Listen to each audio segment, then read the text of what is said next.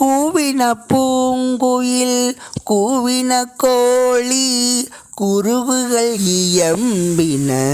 இயம்பின சங்கம் ஓவின தாரகை ஒளிர் ஒளிர் உதயத்து ஒருபடுகின்றது விருப்போடு நமக்கு தேவர் நற்செறி கழல் தாளினை காட்டாய் திருப்பெருந்துறை உரை சிவபெருமானே யாவரும் அறிவறியாய் எமக்கு எளியாய் எம்பெருமான் பள்ளி எழுந்தருளாயே.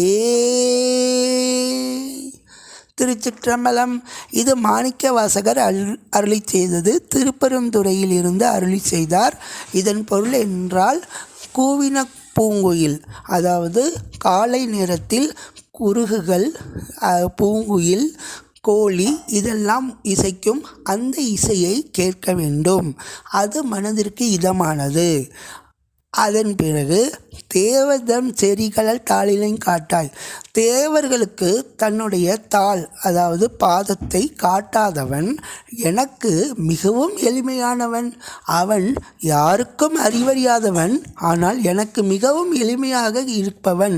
அப்பேற்பட்ட சிவபெருமானே, திருப்பெருந்துறையில் உறைவோனே, எழுந்தருள்வாயாக என்று அவர் பாடி வணங்குகிறார். நன்றி.